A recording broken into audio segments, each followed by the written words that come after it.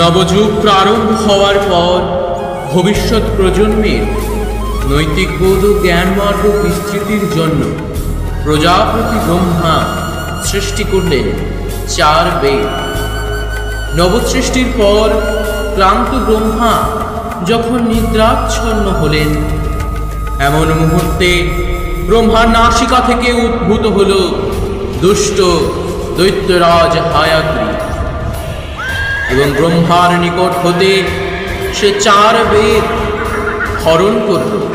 আজ থেকে বেদ জ্ঞান আমার সম্পদ হবে, আমার।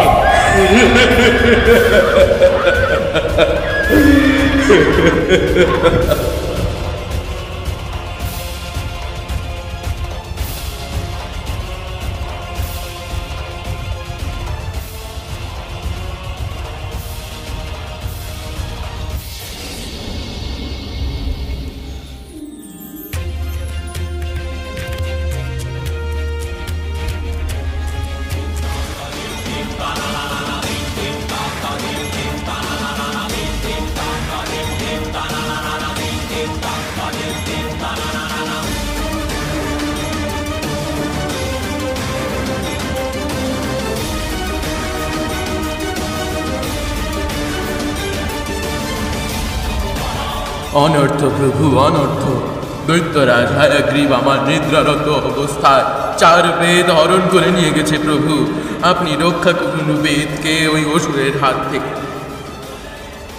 তৎক্ষণাৎ পালনকর্তা শ্রী বিষ্ণু হায়াগ্রীবের উদ্দেশ্যে গমন করলেন।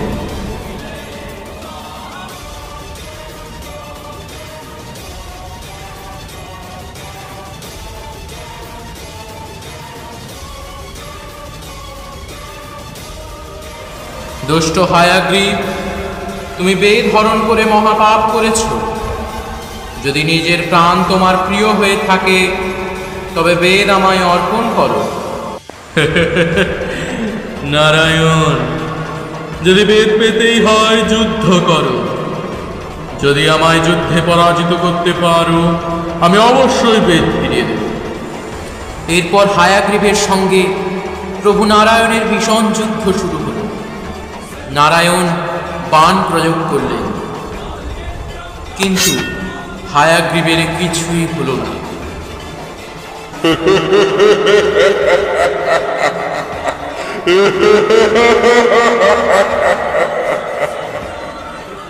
মূঢ় হায়াগ্রীব, আমার সুদর্শনের আঘাতে তুমি তৎক্ষণাৎ তোমার প্রাণ হারাবে।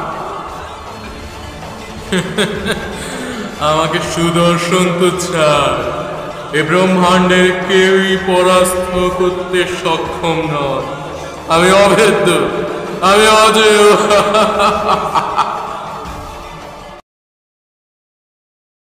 দানবরাজ হায়াগ্রীব হল মহর্ষি কশ্যপ ও দৈত্যমাতা দনুর পুত্র। চিরকাল শক্তির পিপাসু হায়াগ্রীব তার পিতার সহমতিতে সরস্বতী নদীর তীরে দেবী আদ্যা শক্তির তপস্যা প্রারম্ভ করে।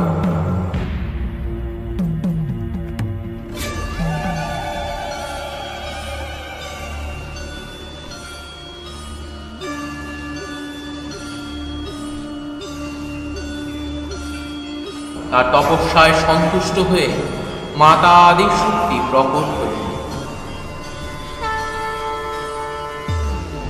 আমি তোমার তপস্যায় সন্তুষ্ট হয়েছি। এবার বলো, কি হেতু আমায় স্মরণ করেছ? প্রণাম মাতা। আমি জানি আপনি আমায় অমরত্ব প্রদান করতে পারবেন, তাই আমি আমার মৃত্যু নিশ্চিত করছি। আমায় যেন হায়াগ্রীব, অর্থাৎ যার মস্তক ঘটকের এবং শরীর মানবের, সেই ব্যতীত আর কেউ যুদ্ধে পরাস্ত নিহত করতে না পারে মাতা, এই বর প্রদান করুন। বেশ, কল্যাণবশত। দেবী আদি শক্তি হায়াগ্রীবকে সেই বর প্রদান করলেন যা হায়াগ্রীব চেয়ে। তাই তাকে একমাত্র হায়াগ্রীব ব্যতীত কেউই পরাস্ত করতে সক্ষম নয়।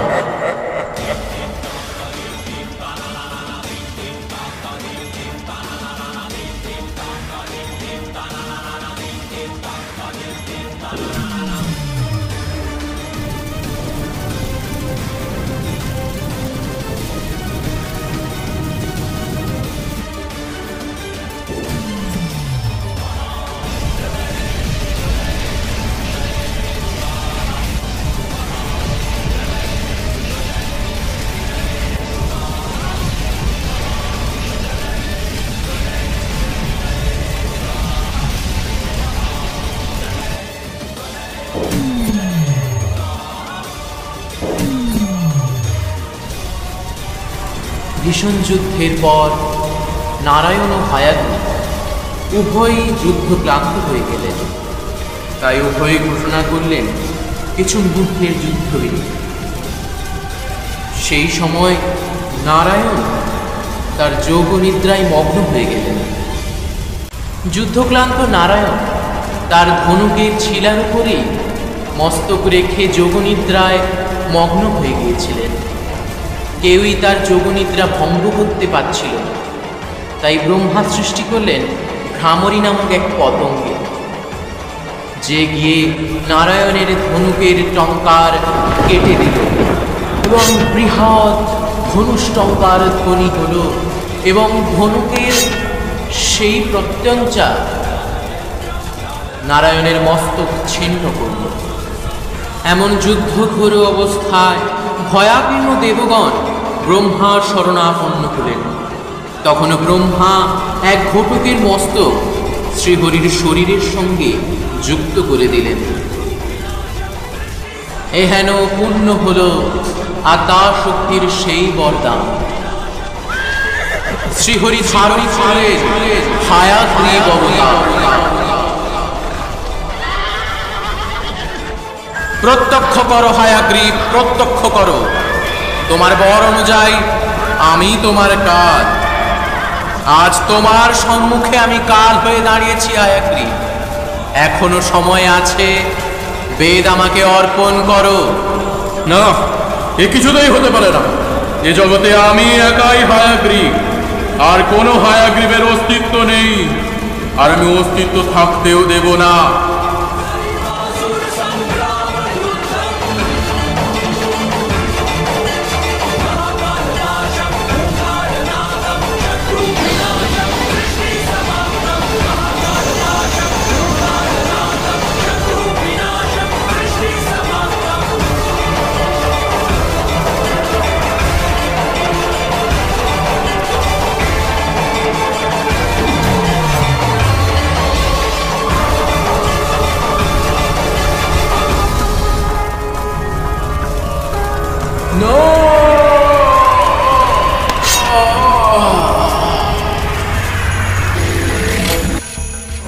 তৎপশ্চাৎ হায়াগ্রীব রূপী শ্রীহরি সুদর্শন চক্রের দ্বারা দানবরাজ হায়াগ্রীবের মস্তক ছেদন করলেন এবং দানবরাজ হায়াগ্রীব হতে 4 বেদ উদ্ধার করে ব্রহ্মাকে সমর্পণ করলেন।